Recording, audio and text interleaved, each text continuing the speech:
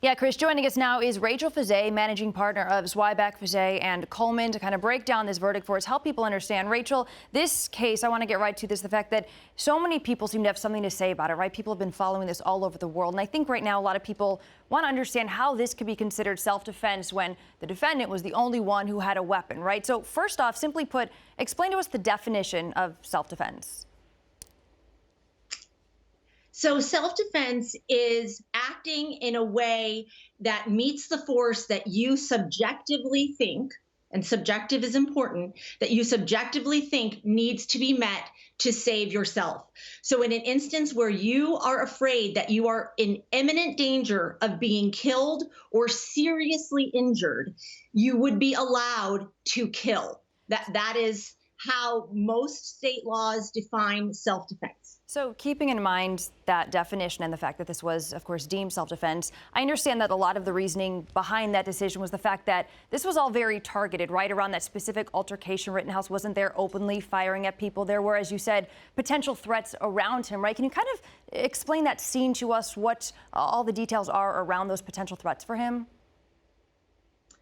There was a lot of chaos. Keep in mind, he has actively gone into a protest with an assault rifle.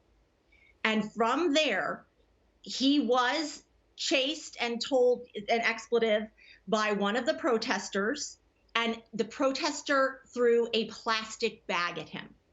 I believe Rittenhouse then heard a gunshot, not from the person he killed, and he turned around and fired. And then from there, protesters began to chase him, and a man hit him with a skateboard over his head, and he turned and reached for his gun, and he shot and killed that man. And I know this is also subjective. To your point, do you think that this verdict today could potentially change self-defense laws moving forward?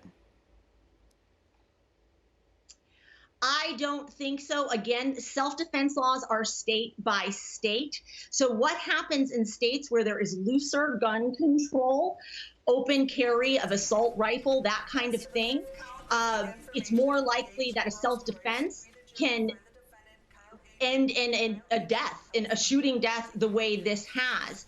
In other places where there are less open guns, self-defense doesn't look like this so often. So what's happening here are the gun control laws and the self-defense laws are colliding, and we're getting some very bad cases. You know, before we go, something I thought that was really interesting you shared with me. So I asked you earlier, were you shocked by this verdict? And you said no, particularly because a lot of verbiage that was used all throughout this case, right? Could you explain to everybody some of the significant terms used that you think led to this not being so shocking, all of these no guilty verdicts?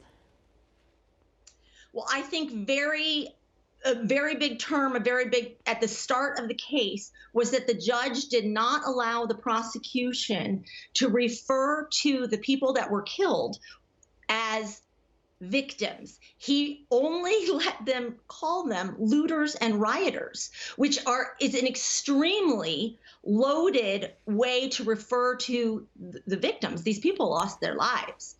So just in the verbiage, in what was going on in the courtroom, in various rulings throughout the proceeding by the trial judge, it did set a scene, and it appeared to be fairly biased towards the defense.